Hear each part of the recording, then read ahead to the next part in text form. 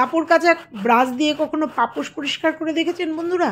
কত সহজেই আমরা এই মোটা মোটা পাপোশগুলো থেকে পরিষ্কার করে নিতে পারি। সেরকমই আজকে একটা টিপসের ভিডিও তোমাদের সঙ্গে দেখাবো, যে ব্রাশের সাহায্যে ব্রাশের কামাল দেখাবো। তো চলো বন্ধুরা, মূল পর্বে ঢোকা যাক। নমস্কার বন্ধুরা, আমার একটা টিপসের ভিডিওতে তোমাদের সবাইকে স্বাগত। এরকম পাপোশ কিন্তু আমাদের সবার বাড়িতেই থাকে, আর এই পাপোশগুলো যেহেতু একটু মোটা হয়, বর্ষাকালে কিন্তু এগুলো কাচা ধোয়া করা খুব সমস্যা, শুকানোর খুব সমস্যা। সেক্ষেত্রে এই ঘরোয়া পদ্ধতিতে তোমাদের কাছে আজকে এই ব্রাশটা দিয়ে আমি তোমাদের পাপোশ পরিষ্কার করে দেখাবো। এই দুরকম ব্রাশ নিয়ে নিয়েছি, কারণ অনেকের কাছে এই গোড়ালি ঘষা ব্রাশ নষ্ট হয়ে যায়, সেগুলো ফেলে না দিয়ে ব্যবহার করব। তো চলো দেখা যাক।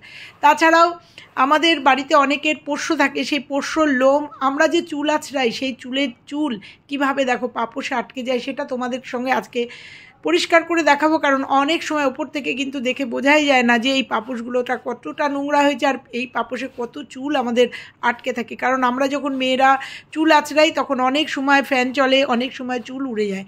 সেই চুল উঠতে থাকে, সেই উঠতে উঠতে সেই চুলগুলোকে গিয়ে এই পাপোশের মধ্যে আটকে থাকে। এরকম বাড়িতে পোষ্য থাকলে কিন্তু পোষ্যর লোমও কিন্তু এইভাবে পাপোশে আটকে থাকে। তো সেইগুলো আমি কিভাবে আজকে তোমাদের পরিষ্কার করে দেখাবো অন ক্যামেরায়, তোমরা দেখতে থাকো। যে একটা ব্রাশ, যেগুলো আমরা কাপড় কাচি যে ব্রাশ দিয়ে, সেই ব্রাশ দিয়ে কিন্তু অনায়াসে আমরা এই পাপোশগুলোকে পরিষ্কার করে নেব। প্রথমে এগুলো যখন তোমরা যদি ধোও, তার আগেও যদি এইভাবে পরিষ্কার করে নাও, তাহলে এই পাপোশে যে এক্সট্রা নোংরাগুলো থাকে, যেমন টুলগুলো থাকে, এগুলো জলে দিলে কিন্তু এগুলো যায় না, আরও আটকে যায়। তো দেখতে পাচ্ছ যে কত চুল আমার এই পাপোশটায় আটকে আছে, আর সেটা আমি কিভাবে পরিষ্কার করে নিচ্ছি তোমরা দেখে নাও। তো দেখো, এরকম প্রচুর চুল নোংরা দেখো পাপোশে আটকে ছিল। আমি অনায়াসে কিন্তু একটা ব্রাশের সাহায্যে এইভাবে পরিষ্কার করে নিয়ে নিলাম। তোমরাও এইভাবে কিন্তু ব্রাশের থেকে যে আলগা নোংরাটা আছে, সেটা কিন্তু এইভাবে পরিষ্কার করে তারপরে ধুতে পারো। আমি কিন্তু না ধুয়েই তোমাদের এরপরে দেখাবো পাপোশটাকে কিভাবে নিট অ্যান্ড ক্লিন ধুলো বার করব। তো এইভাবে আগে চুল লোম যে এক্সট্রা নোংরাগুলো আছে, সেগুলো আমি এইভাবে আছড়ে তোমরা দেখছো। মনে রাখতে হবে যে পাপোশের রোমগুলো, এগুলো কার্পেটের মতো অনেকটা, কার্পেটেরই পাপোশ। কার্পেটের উল্টো দিকে কিন্তু আমার এই ব্রাশটাকে উল্টো দিক করে ঘষতে হবে। যেদিকে রোয়াগুলো আছে তার উল্টো দিকে আমি কিন্তু ব্রাশটা ঘষছি, তোমরা দেখতে পাচ্ছ। আর কিভাবে নোংরা উঠছে তোমরা দেখে কিন্তু বুঝতেই পারছো যে এই কোনা টোনাগুলোতে কিন্তু প্রচণ্ড পরিমাণে দেখো চুল আটকে আছে, আর এগুলো চুল ভীষণভাবে আটকায়। তো আমি দুটো পাপোশ তোমাদেরকে এখানে দেখালাম, দুটো পাপোশই চুলগুলো পরিষ্কার করে নিলাম। দেখো কতটা চুল বেরিয়েছে, বুঝতে পারছো যে মাথা থেকে যে চুল ওড়ে সেগুলো কিভাবে পাপোশে আটকে থাকে। তো এইবার তোমাদের দেখাবো, এবার এটাকে পরিষ্কার করে দেখাবো, নোংরাটা পরিষ্কার করব। তার জন্য একটা পাউডার নিয়েছি, অবশ্যই সুগন্ধিওয়ালা পাউডার। তোমাদের বাড়িতে যদি ডেট পেরিয়ে যায়, এক্সপায়ার হয়ে যায়, সেই পাউডার দিয়েও কিন্তু এই কাজটা সুন্দর হবে। তো কিছুটা পাউডার আমি গন্ধযুক্ত কিছুটা পাউডার এখানে ছিটিয়ে দেবো, আর তোমাদের দেখাবো যে কিভাবে আমি এই কার্পেটের পাপোশটাকে পরিষ্কার করে নিতে পারি। এইভাবে কিন্তু তোমরা যারা কার্পেট ইউজ করো, কার্পেটও কিন্তু এইভাবে পরিষ্কার করে নিতেই পারো, ধোয়া কাচা ছাড়া।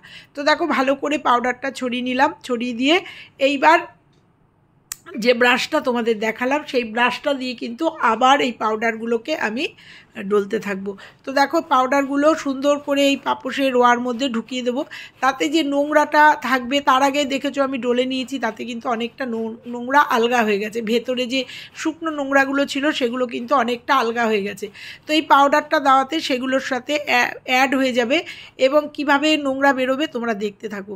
দেখো, এখনও কিন্তু ছোট ছোট চুল আটকে আছে, সেগুলোও কিন্তু ব্রাশে সব ধরা পড়ে যাচ্ছে। তো আমি ওপরের পাপোশটা করে নিলাম, এবার বড় পাপোশটাকেও কিন্তু সুন্দরভাবে আমরা এইভাবে আঁচড়ে নেব। এতে আমাদের নোংরাগুলো সব আলগা হয়ে যাবে, আর তোমাদের দেখাবো কিভাবে পরিষ্কার করতে হয়। কারণ এই সব কার্পেটের পাপোশ কিন্তু আমরা রোজ রোজ ধুতে পারি না। তারপরেও এগুলোর প্রচুর দাম, একটু দাম এই পাপোশগুলোর। এগুলো রোজ রোজ ধুলে কিন্তু নষ্টও হয়ে যায় না শুকাতে পারলে। তো দেখো, আবার দেখো তোমরা কিভাবে চুল উঠছে এখনও পর্যন্ত। তো যাদের বাড়িতে পোষ্য আছে তারা কিন্তু অবশ্যই এই কাজটা করো। তো এইবার হয়ে গেছে আমার, এবার উল্টে দিয়ে আমি হাত দিয়ে একটু বাড়ি দিয়ে নেব। তোমরা চাইলে কিছু দিয়ে বাড়ি দিয়ে নিও। আমি এই ব্রাশটা দিয়ে আস্তে আস্তে আস্তে করে একটু করে বাড়ি দিয়ে নেব, তাতে যা ধুলোগুলো আলগা হয়ে গেছে সেই ধুলোগুলো কিন্তু আমার সমস্ত এই ফ্লোরে চলে আসবে। তোমরা দেখতে পাচ্ছ, যেহেতু আমার ফ্লোরটা সাদা না তাই বুঝতে পারছো না, তোমাদের ঝাড় দিয়ে দেখাবো যে কতটা নোংরা বেরিয়েছে। তোমরা দেখতে পাচ্ছ, নিজের চোখে তোমরা দেখে নাও যে এইভাবে কতটা নোংরা বেরিয়েছে। এরপরেও যদি পাপোশটা আমরা বাইরে গিয়ে একটু বাড়ি দিয়ে নিই, মানে কোনো দেওয়ালের সাথে, তাহলে কিন্তু বাদবাকি সমস্ত নোংরাটা বেরিয়ে যাবে। তো দেখো কতটা ধুলো বেরিয়েছে, বুঝতে পারছো পাপোশের মধ্যে কতটা ধুলো, কতটা নোংরা হয়েছিল। এইবারে একইভাবে এই পাপোশটাও আমি পরিষ্কার করে নেব। এইভাবে যদি তোমরা এই দামি পাপোশগুলো মাসে একবার করে পরিষ্কার করে নাও, আমি এক্ষেত্রে একটা দেখো একটা কাঠের টুকরো ছিল, সেটা দিয়ে একটুখানি বাড়ি দিয়ে নেব। তো এইভাবে যদি তোমরা এইভাবে পাপোশগুলো যদি পরিষ্কার করে নাও, তাহলে পাপোশগুলো অনেক দিন টিকবে এবং পাপোশের গায়ে যে ধুলো, নোংরা চুল বা পোষ্যর যে লোমটোমগুলো থাকবে সেগুলো কিন্তু অনায়াসে আমরা পরিষ্কার করে নিতেই পারি। লোমটোমগুলো কিন্তু আমাদের জলে দিলেই চুলগুলো কিন্তু বেরোয় না, সেক্ষেত্রে এই ব্রাশ দিয়ে কিন্তু পরিষ্কার করে নিতেই পারো। তো দেখো এই পাপোশটাও আমি পরিষ্কার করে নিলাম, কতটা ধুলো বেরিয়েছে তোমরা নিজেরাই দেখে নাও।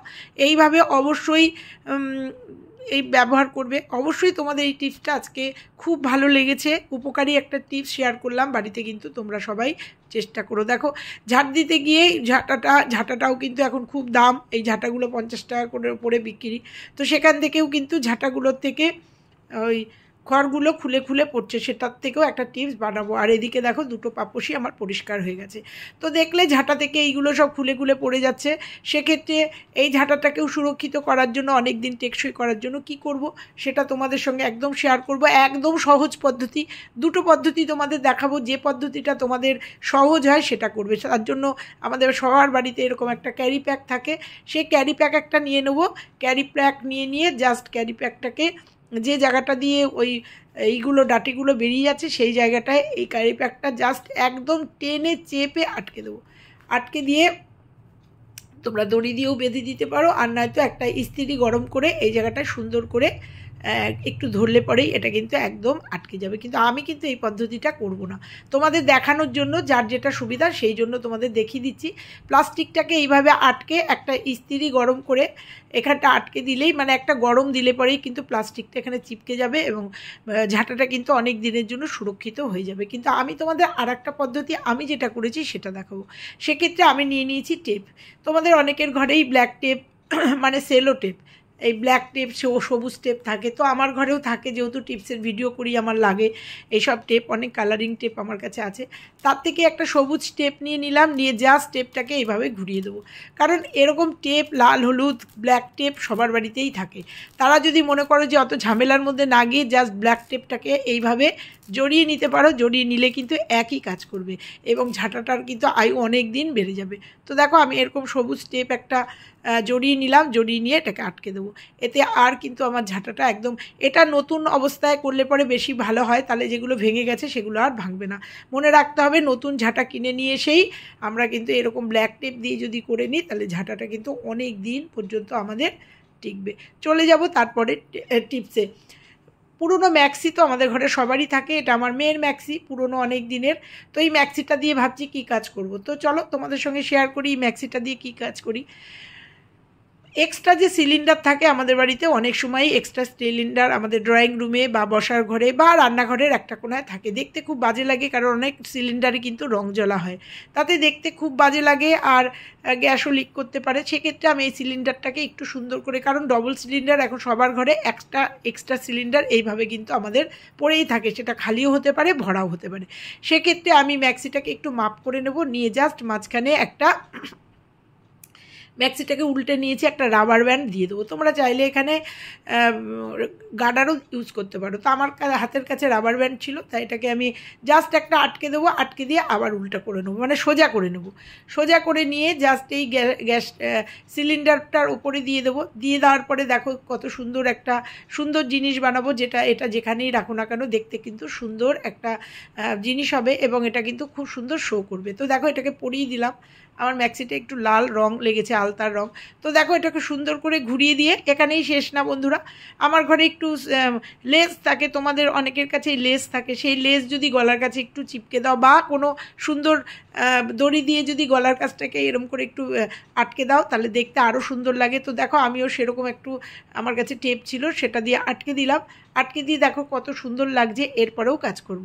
এরপরেও যাদের আমার কাছে চাটু বেলনি যারা মানে রুটি বেলুনছি আর কি, সেটা যদি এর উপরে দিয়ে দাও আর তার উপরে যদি একটা ফুলদানি দিয়ে দাও, দেখতে অনেকটা সুন্দর লাগবে। তো দেখো কতটা সুন্দর হয়েছে, ঘরের শোভাটাও বেড়ে যাবে, কেউ বুঝতেই পারবে না এটা একটা সিলিন্ডার। তো কেমন লাগলো আজকের আমার টিপসগুলো? ভালো লাগলে লাইক কমেন্ট শেয়ার, আর চ্যানেলে নতুন হলে চ্যানেলটা সাবস্ক্রাইব করে পাশের বেল আইকনটা প্রেস করে দিও। আবার ফিরছি অন্য কোনো টিপসের সঙ্গে। আর আজকের এই টিপসগুলো কেমন লাগলো অবশ্যই কিন্তু জানিও। তো দেখো এরকম করে ড্রয়িং রুমে কিন্তু আমরা রেখে দিতেই পারি। তো চলো টাটা।